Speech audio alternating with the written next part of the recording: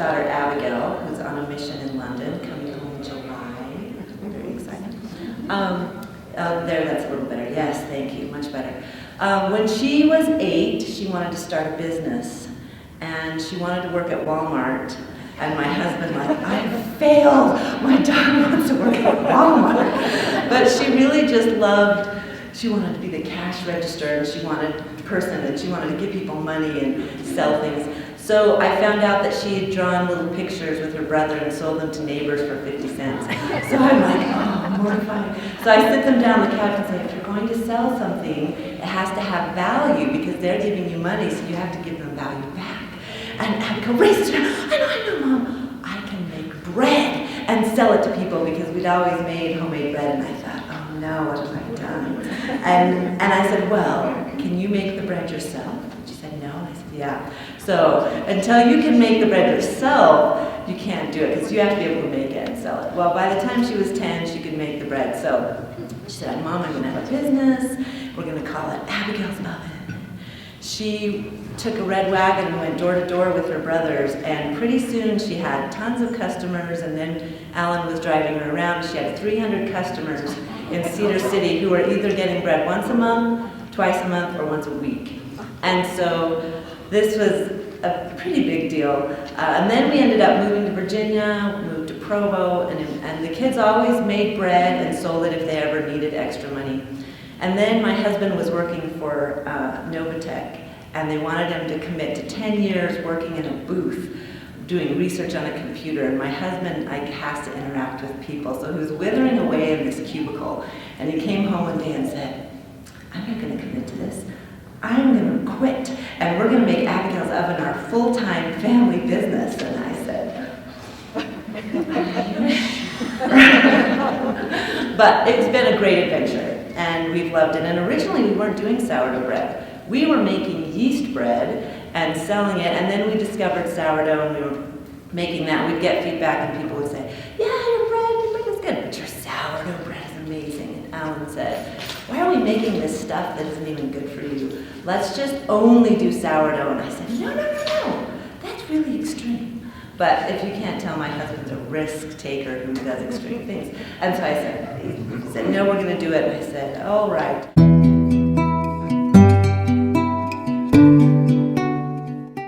And the more we learned about sourdough bread, the more we learned about traditional yeast bread, the more we realized, wow, this is a really good way to go, because guess what? That pioneer yeast bread that your grandmother taught you to make, it's actually pretty bad for you. Yeah, it's a terrible thing to say in Relief Society where we learn to make that kind of bread, right? But if you haven't noticed, lots of people can't eat that bread anymore. It makes them sick. And so because of that, we've come to this place where wheat is kind of taboo, and bread is, gluten-free industry is massive because people cannot eat wheat prepared in the traditional way. So what I'm going to do today is I'm going to tell you why that is, because guess what? Sourdough bread is not like yeast bread where you can whip it up, knead it a few times, let it raise, and then stick it in the oven, start to finish, maybe 3 hours, right? Sourdough bread is like a 24-hour process. And so, unless you raise your hand and say, why in the world would I take 24 hours to make bread? I want to tell you the why so that you understand why it's worth it, why it's so worth it. Not only for the taste, but for what it does for your body, which is a great bonus, because most things that are good for you, not most things I should say, our perception of things that are good for you are what? That it tastes bad. We have to force ourselves to eat healthy, and it's this awful road of self-denial, when really food that is nutritious is very flavorful. We just live in a culture that doesn't realize that because of how we treat food. So the awesome thing is that sourdough is amazingly delicious and incredibly nutritious. And so I'm going to talk to you about that right now, a little bit, so don't get frustrated. We're going to get to the hands-on, plenty of hands-on. But I think it's important for you to know why, so that you can say, okay, I'm willing to give this a go, even though it seems really hard, but it really isn't. Even though it seems really hard, because it's worth it.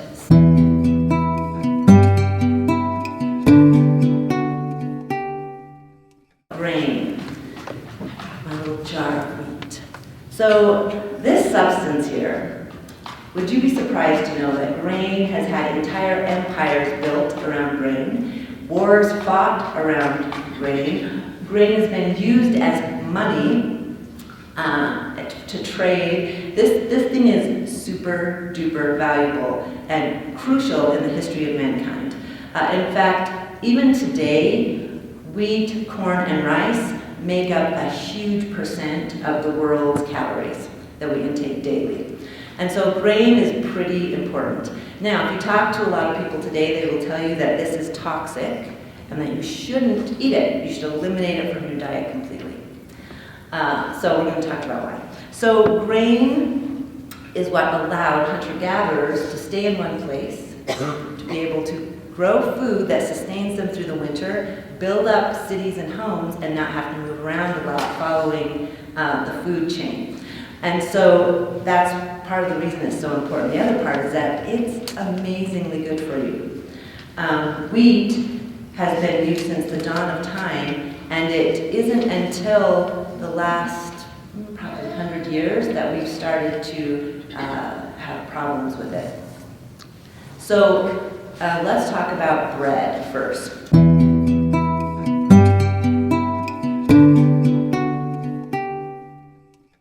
So bread, sourdough bread, or it's also, so sourdough start is what you're probably most used to hearing, but it's also called wild yeast or natural leaven. So all three of those terms mean the same thing. It means this bubbly mass of flour and water that has bacteria and yeast working inside of it. They say that this was discovered in Egypt about 5,000 years ago. They had just discovered how to make beer. And what is beer? Who knows what beer is? It's yeast made by fermenting grain. And a sourdough start is fermented grain. So really, ladies, beer is solid liquid bread, and bread is solid beer. Really. But this is condoned by the word of wisdom, and beer is not. So that's the difference there. Must be why we like bread so much, right? So they think someone left out some soaking grain overnight, or for a couple of days, actually, we hadn't been for a while, and it started to bubble. They baked it, and it raised, and they went, wow, this is amazing. Because before then, all they had was flatbread. They would take grain and mix it together, and you'd have your unleavened bread. And even the scriptures talk about unleavened and leavened bread, right?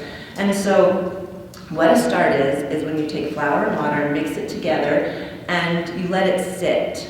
And every day as you feed it, what you're doing is you're allowing this little condo, this apartment complex here, where bacteria and wild yeast can gather and eat and multiply and hang out and party together in this symbiotic relationship that creates this. So what happens is the bacteria, which is called lactobacilli, consumes the starches and spits out a liquid. These liquids are lactic acid and acetic acid. And these two acids work within your dough and take gluten, break it down, and make your bread uber digestible. So your body can take it and it sails right through, you're getting all the nutrients, and you don't have the irritants. So it's getting rid of the irritants that are in wheat. And then the wild yeast, it consumes the starches, and it spits out carbon dioxide, which what? Raises your bread, right? Those are the bubbles that happen. So this yeast and the bacteria everywhere in the air. It's on your hands, it's on the grain, it's in the air, it's just everywhere. So that's why I call this an apartment complex, because it's all here, but when you take the flour and the water and you mix it together, you've got this concentrated place for them to live and hang out. And then as you feed it flour and water, you're giving it more food to sustain it and to allow it to produce more lactic and acetic acid, more carbon dioxide, and then you add it to your dough and magical things happen.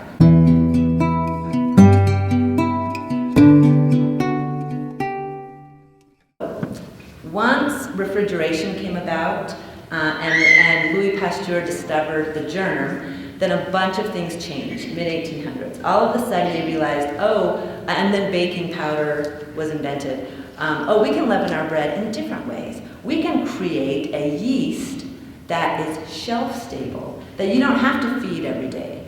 And this yeast that was created in a lab, known as baker's yeast, or instant yeast, or whatever yeast you go and buy at the store to use to leaven your bread, it was created in a lab. It does not have any bacteria. There's no lactobacilli in there. It's a quick-acting yeast. So this takes about 10 hours to activate your bread to where it doubles in size. How long does it take yeast bread to double in size?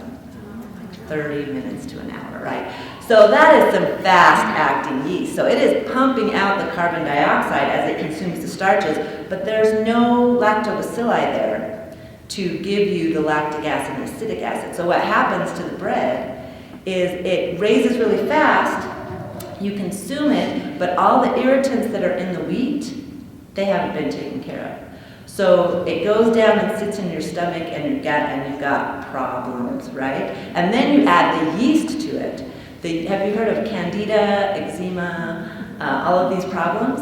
They come from yeast and an acidic body. So when you consume this yeast, it sits in your gut. And people will say, oh, no. Yeast dies at a certain temperature. It's dead in the oven. Well, that is true, but yeast has this cool little mechanism, survival mechanism, where when it feels in distress, it shoots out spores. And those spores eventually become yeast. And so the yeast dies, but right before it dies, it shoots out the spores. The spores do not die. They go down in your body, develop, and become yeast. And what that yeast does in your gut is it says to the pancreas and communicates up to the brain, sugar, I want sugar. So, that Coke that you just have to have, or that cookie or whatever, that your body's asking for that through the acidic environment in your gut, and that yeast that's sitting down there saying, sugar. And guess what? It takes a long time to kill yeast in your body. Once it's there, man, it is there to stay. It's doable, but it's very difficult. So those are some of the reasons why yeast bread is causing problems. And so we went from taking a while to make our bread to, whoa, I can make bread so fast, and it's no wonder that housewives and bakers said, oh, chuck out the sourdough starch. But they didn't know they were trading nutrition for convenience. They didn't test foods on people back then. They just thought, oh, some new discovery tastes great, it must be good. So for decades, we've been making bread using this yeast, and sourdough starch kind of become forgotten. I'm sure some of you that are older, maybe you had a grandmother or an uncle who had a sourdough starter make pancakes or biscuits. Those things kind of lingered. But for the most part, sourdough was forgotten until about the 2000s. There was this huge renaissance and resurgence of fermented things.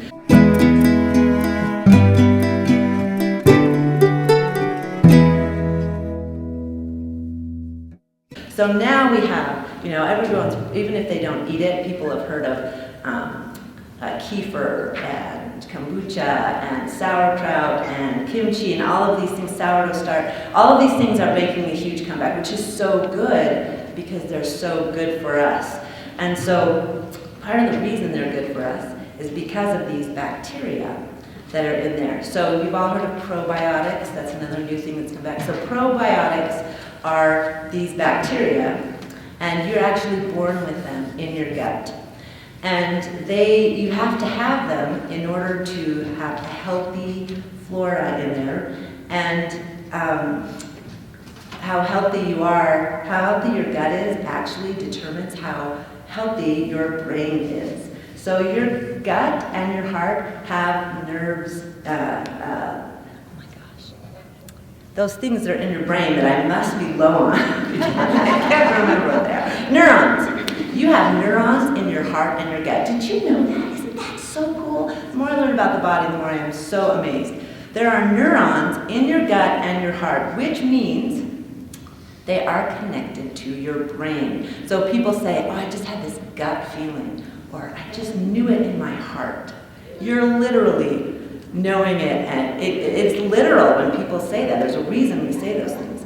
And so when you have an unhealthy gut, your mental health is not going to be good. And so what we eat directly affects our brain and our heart. And so it's a big deal to have a healthy gut, and part of having a healthy gut is having clean and healthy probiotics. So did you know that 80% of you is foreign bodies? 80% of your cells are biome, which means they're foreign little microbiotic things that live in your body, and you have to have them in order to live. And so, you know, you have trillions and trillions of cells. Well, 80% of those are not you. Isn't that cool?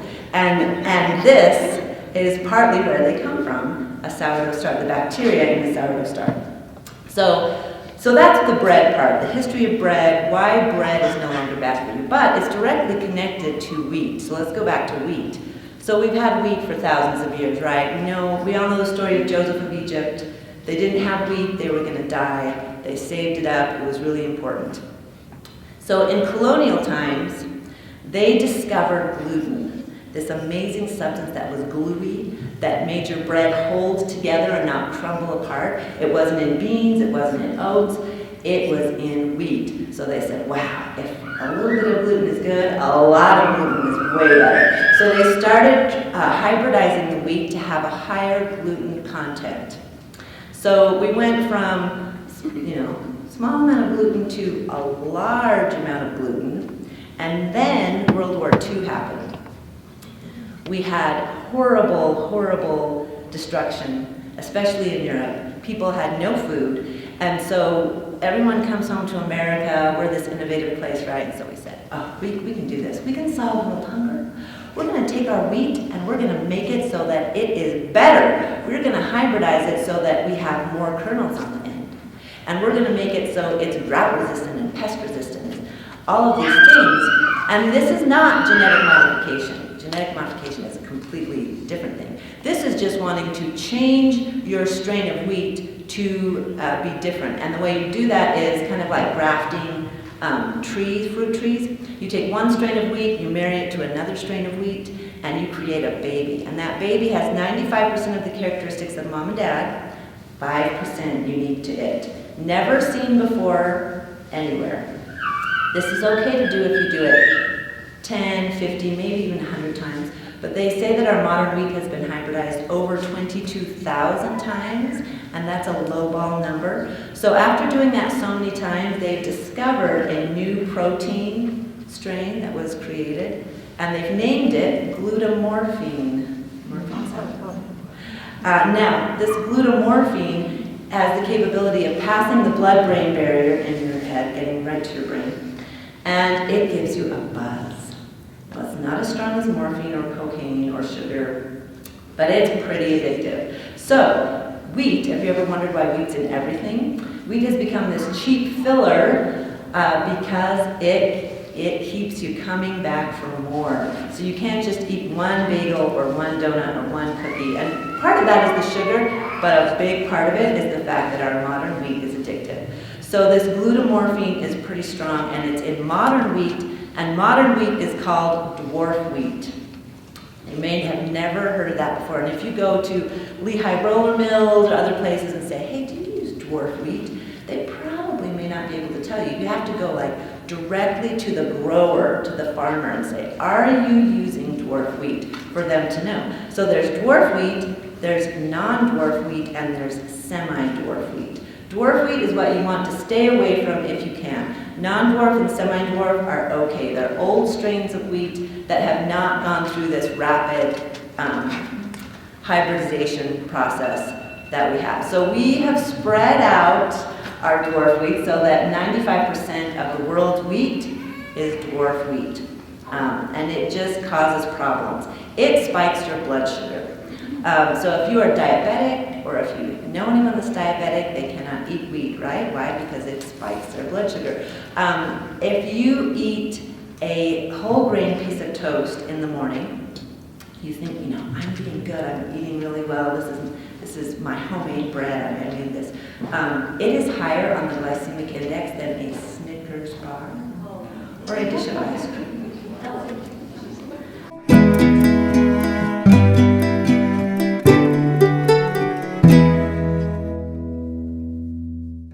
And so we see what this what this modern wheat is doing, and it really is in almost everything. And so what you want to do is you want to see if you can get the good stuff. Now I'm going to tell you a couple of resources.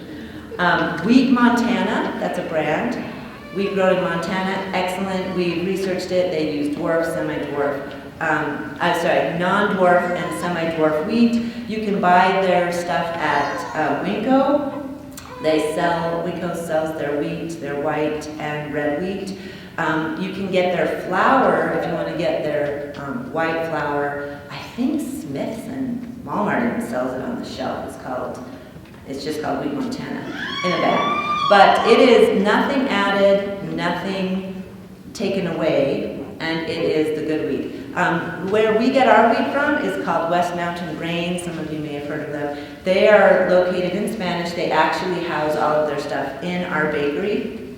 And so you can just go to Spanish Fork. Actually, you can just come to our bakery and buy the wheat and flour that we use in our bread. But it is old strain wheat, excellent, excellent wheat. In fact, we have so many people that have come to us. I've even taught classes, and people come back and say, yeah, I tried baking it. My daughter still can't eat it. She's got wheat sensitivities, people that are allergic to wheat, gluten intolerant. We even had some celiac people that can eat our wheat, and I think a big part of it is not just that we ferment it, but that we use an old strain wheat. And so this one chiropractor in Spanish Fork on Main Street is like, yeah, my daughter can eat sourdough, even if we make it. And our manager said, well, just try some of our flour and our grain. So he took him some, made it, he called him up, he's like, what's the deal? My daughter can eat this bread if I make it with your flour and your grain. And so it really is amazing stuff. So West Mountain Grain, you can contact, I think their phone number's online, website, or just come to our bakery. They're open on Thursdays. We're open every day of the week except Sunday. Yes? Without spell. Yes, so I'm going to get to that. So, thank you. Ancient grains. Now, old strain wheat is different than ancient grains. So, if you know the difference between just normal seeds and heirloom seeds, an heirloom seed is something that can reproduce. You can take the seeds from it, plant them, and they will grow again. They have not been changed, whereas normal seeds have been changed, and if you take the seeds from those, you harvest the seeds, they will not grow anything. So an heirloom seed has never been touched. So there are ancient grain wheat strains that have not been hybridized. Spelt is one of them. Spelt was found in the tombs of the pharaohs, and so it has not been changed. Khorasan or Kamut. Kamut is the brand name of that. That was also grown in Egypt. Einkorn. Einkorn has a really cool story. This is part of the reason we know that our wheat has gotten so off track. Einkorn was discovered in the 40s, I believe. They found a man, an ancient man, encapsulated in ice, perfectly preserved in Europe. They were able to take him, they studied him. I guess they dissected him, which I think is kind of strange. I don't know that I would have thought of that, but they dissected him, and in his gut they found these wheat berries, and they said, oh, it's wheat. And then they looked closer, and they said, that doesn't look like our wheat. And they compared it, and they found that this wheat had different properties. It was smaller, it was more orangey when you ground it and cooked it. Our modern wheat has 42 chromosomes versus the 14 chromosomes that are in einkorn. And so they determined that this is the oldest wheat known to man, this einkorn. And it has a much different gluten content than the wheat that we have now. So einkorn is awesome. It's expensive. You spell it E-I-N-K-O-R-N. It's German, einkorn. So einkorn is amazing. Now, when you work with these ancient grains, they do have a different gluten content. And so you're not going to get a big, beautiful loaf of bread like you would with using normal wheat. So just know that. But it is delicious. They have a beautiful, complex flavor because they are different. So those are great. Those are great grains to use as well. Our grain is an old strain, Brigham Young grain of wheat. We use hard white, but hard red is good too. Hard red has a great flavor. It's more hearty. It's just dark. And we've been conditioned to think that white is right? White is better. And so we use the white wheat just because our customers like it. But the red wheat is definitely just as good and actually has a bit of a better flavor. So those are some grain options. What if you have a basement full of wheat and you have no idea what kind of wheat it is, right? So let's say you bought it before 1980, 1990, you're probably good. Probably decent wheat, you're okay. If you have, let's say you have a basement full of dwarf wheat, the bad stuff, well, let me just tell you this. You don't have to go and throw it out. Just do what my friend Patty Jake says. You do your best and you pray over the rest, and then you use your sourdough start. Because your sourdough start will go a long way in mitigating the bad effects of dwarf wheat. So, you don't have to throw it out, but definitely ferment it. So, that is a little bit of the history behind bread and grain. Yeah.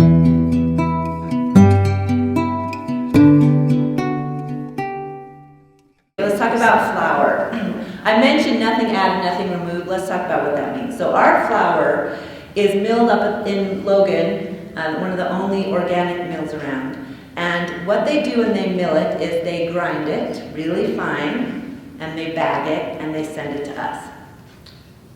Now, that is actually very unusual. Typical for white flour is the wheat's taken to the mill, they grind it really fine, and then they sift it. You've heard of sifting wheat, right? This is the difference between white and wheat flour. White flour has been sifted to have the germ and the bran taken out. The bran is the stuff around the outside, the dark stuff. The germ is the little nucleus center that has all the nutrients in it. All of that's been sifted out so that it can be white. And then, because it has no nutritional value, they add synthetic minerals. So they're throwing in iron, zinc, all of these things, but they're not getting it from plant bases because humans can only digest those things through the plants that we eat. The plant gets the iron and the stuff out, and the copper and the zinc out of the ground, pulls it up into the plant, we eat the plant, we get all of those benefits. We can't take iron and eat it and digest it, but that's what they do. So they take super fine iron shavings and spread it and mix it into your flour. That's what reinforced is the wrong word. Fortified and enriched flour, that's what that means. Iron, zinc, copper. So if you go home and get your cereal off the shelf, if you have Wheaties or Total, stick it in some water, let it soak for a few days, take a magnet, put it underneath, and you will see tiny magnet shavings. Or look it up on YouTube, it's a fun thing to watch. So that's what they fortify. So it says, has all your daily vitamins and minerals. Well, that's what they mean. It has iron and zinc from the ground put into it that you can't digest, but it makes them look good that they put all of this stuff in your food. So that's what happens at the mill, and then they also add bromation. They bromate it, which are cancer-causing chemicals, endocrine disruptors, that actually, once you make something, it makes it so that the dough is soft and like a dough conditioner. And then they bleach it. So those things are all added, and the bran and germ are taken away. So when I say our flour, the wheat's gone to the mill, it's milled and bagged and comes back to us, that's a big deal. And when we first asked them to do that, they said, oh, we're going to have to charge you extra. And my husband said, no, you're not. We're saving you tons of steps. All you have to do is grind it and bag it. You don't have to bromate, you don't have to bleach, you don't have to put all that stuff in.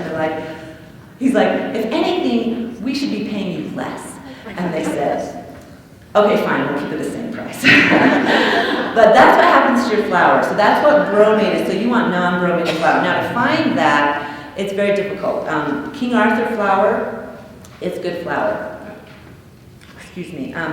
Montana flour, good flour. Other than that, you're going to have to send off to like a place in Arizona, there's a place back east, $100 for a 50-pound bag of flour. Because it's so amazing. Our flour is $45 for 100 pounds, and that is pricey, I realize that. But there's no glyphosate, it is non-GMO, and it has nothing added, nothing removed. So that's what that means when we say that about flour. It's a big deal. So that's wheat, flour, and bread. Can you touch on the kamut flour a little bit? So kamut, it just means, kamut is an ancient grain, hasn't been changed or touched. It's got a lower, different gluten content, much more digestible to your body. You still want to use the sourdough start to leaven it, because you'll need something to make it raise, but yeah, it doesn't require the extensive fermentation like our wheat does, because your body can digest it really easily, and you can access the nutrients.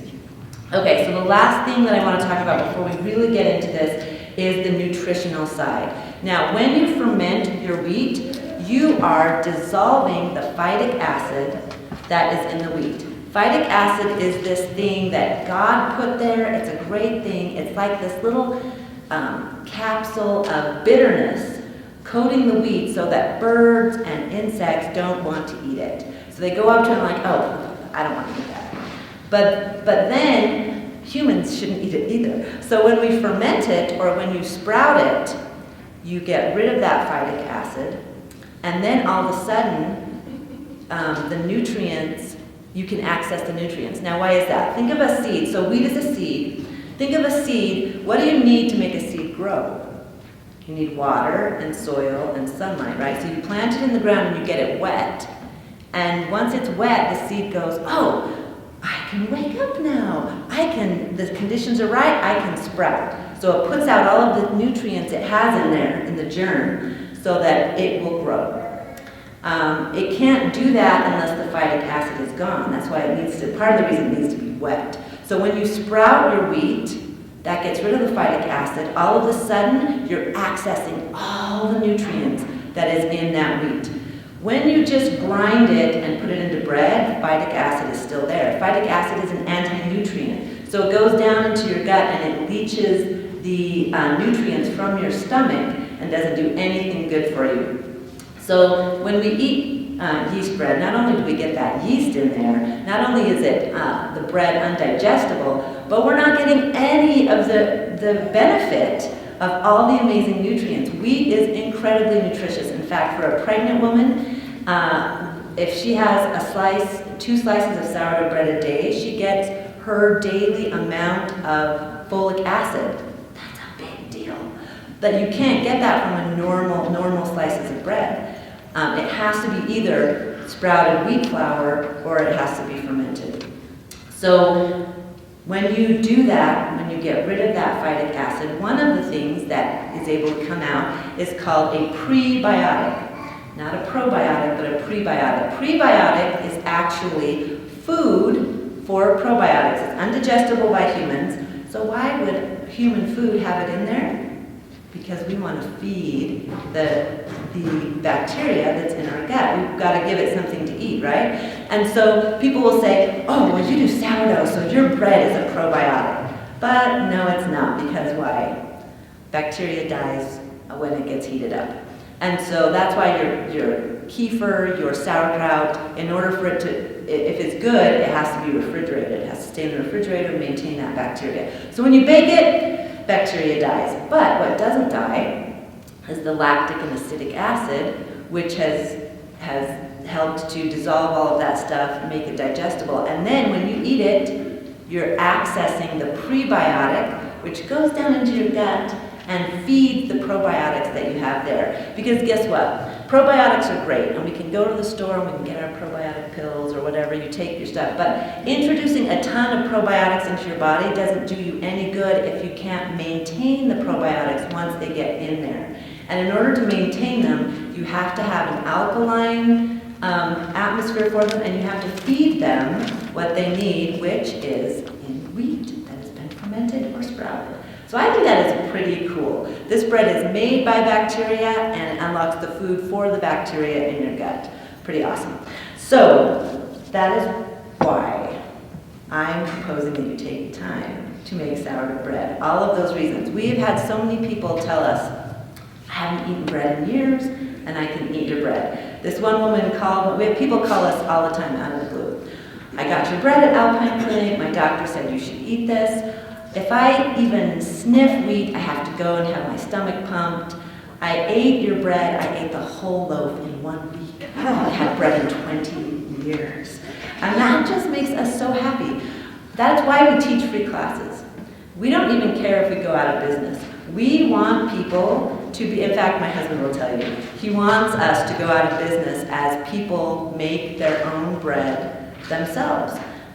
Because we want you to be able to do this. We want you to be able to feed yourself and your family and your neighbors healthy food. One of the awesome things about this is that it's a great prepper food because you can dehydrate your starch, stick it in your food storage, and have those flakes indefinitely. So I used to say when I taught classes, what would happen if we lived in a place like Texas where there were hurricanes or some natural disaster happened and the food trucks stopped coming?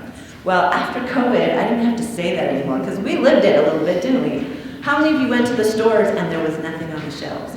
I remember going to Trader Joe's the day the governor last March made his announcement, and people are walking out with like 2 carts loaded up, and I thought, oh, great, I'm in trouble. I had no idea, I didn't even suspect that people would make a run on the grocery store. I went to buy soap, and I went in there, and the shelves were empty. Well, guess what? If that ever happens again, and the trucks can't come, and there's nothing, you're gonna have a bunch of neighbors that don't know what to do with their wheat in their basement, because baker's yeast has like a 8-month shelf life. After that, it doesn't work anymore. But sourdough starch, if you dehydrate those flakes, it will last for thousands of years, potentially, because it's just dehydrated flakes. And so you pull out your wheat, your salt, your water, you can make bread for your whole neighborhood. Why? Because sourdough bread has 3 ingredients: water, flour, and salt. If you see on our bread or at our store, we say 3 perfect ingredients. That's all you need to make delicious, nutritious bread for yourself and for your neighbors. So this is not just a skill for making yummy bread. This is a great skill for times when there's nothing else to eat but water, flour, and salt.